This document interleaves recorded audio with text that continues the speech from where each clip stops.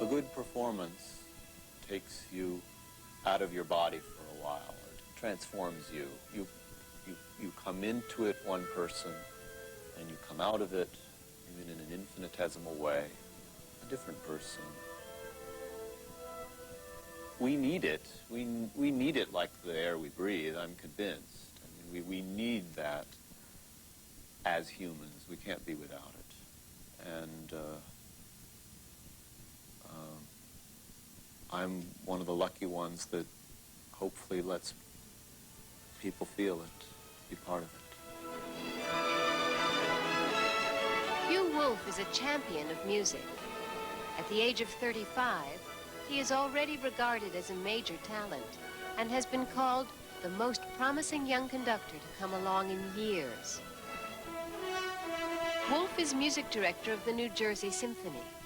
In addition, he recently became principal conductor of the St. Paul Chamber Orchestra. I was decidedly not a prodigy, and in fact, I'm always embarrassed to admit that I showed no interest or particular inclination to be musical until I was 10, which in prodigy terms is over the hill. And I have two older sisters, and one of them took piano lessons. And I just basically peered over her shoulder, and she taught me the staff. The young pianist studied privately with Leon Fleischer, but rather than attend a music conservatory, he decided to further his education at Harvard. It was there, after conducting a student orchestra, that Wolf realized what he wanted to be.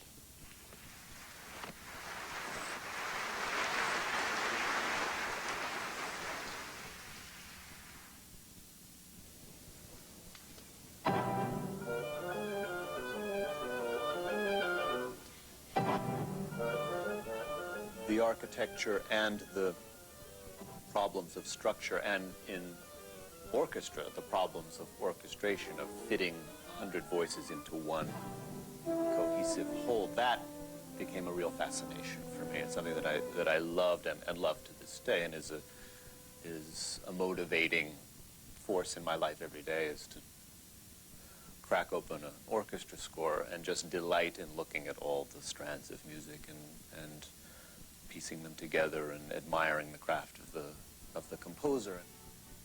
Hugh Wolf began his professional conducting career in 1979 at the National Symphony in Washington.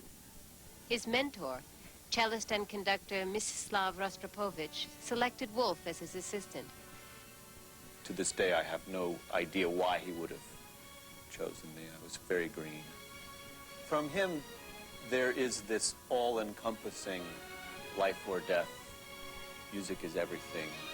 Every performance is a titanic emotional struggle. That lesson is something to learn, especially for a young performer.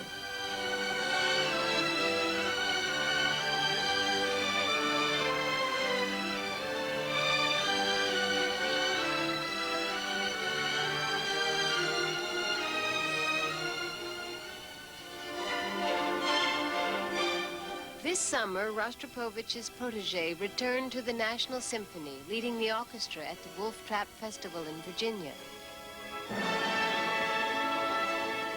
What does a conductor do? The analogy that may work with a layperson is, imagine what it's like for an actor to learn his or her lines in a play. And then imagine what the director has to do in order to direct the play. Really, the director has to know everybody's lines, has to be inside every character. And I think that's basically what I do. But I don't do it in English, I do it in music, as it were, in the language of music. There's a great spot in the Rite of Spring where the oboes and the cellos are divided. Dee-da, dee-da, da, dee-dom, dee-da. And I remember in Messiaen said that this was such a great spot because it's the most expressive string instrument and the most expressive woodwind instrument combined in this kind of, this fabric of intensity and warmth. Okay, so that's, I take no credit because that was Messiaen that thought that. So. 3 before 29. cantabile.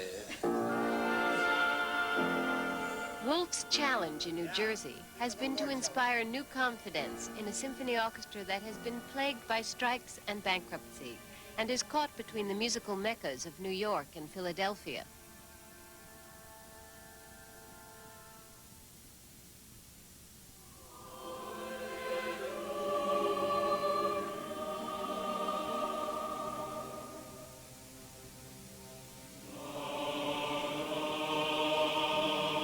What are your thoughts about programming for a symphony orchestra in the late 1980s?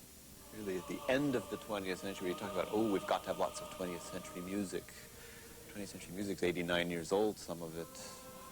But I think that, you know, we're dangerously close to fossilizing orchestras and making them museums. Not just museums, but one room in a museum. After all, a great museum has thousands of years of art in it, arranged in interesting ways. And I think a great orchestra should have thousands of years of art arranged in interesting ways.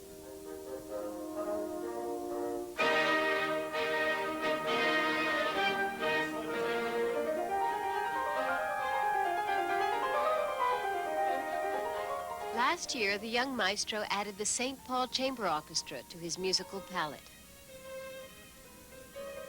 I believe in chamber orchestras, and part of my interest in getting involved in St. Paul is I love that repertoire, and I love the idea of what it feels like for 30 players to play as opposed to 100. And when there are 30, the interaction triples, and the chaos at rehearsals actually goes up.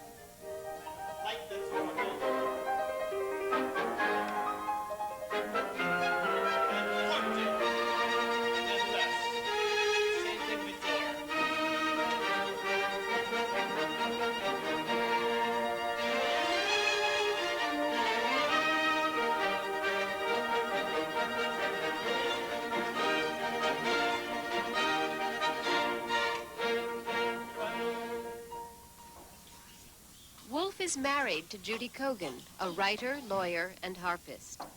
When he is not guiding orchestras, he is at home in Manhattan with his wife, listening to the vocalizing of their newborn son. An interesting thing has happened, and I guess a lot of new parents will say this, but prior to his birth, I was worried that, how will it be possible to play?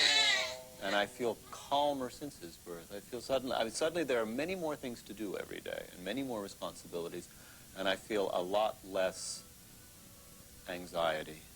And I don't know what that is. That must be some sort of spiritual thing that happens as soon as children are born.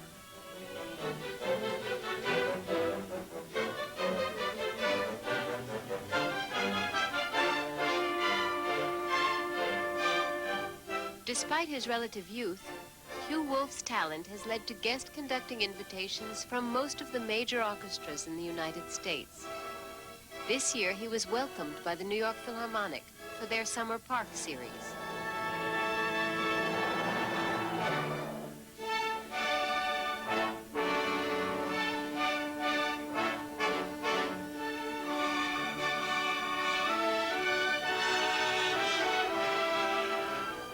We tend to forget that the spiritual side can be nurtured in all of us through culture, through art, through performance, drama, music. And I suppose I only have to ask, imagine life without it, and how much worse off we would be.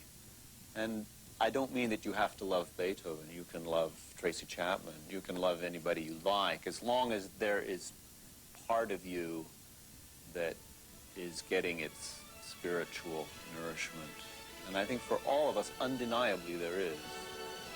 And for a lot of us, it's music, and hopefully for a lot of those for whom it's music, it's classical music.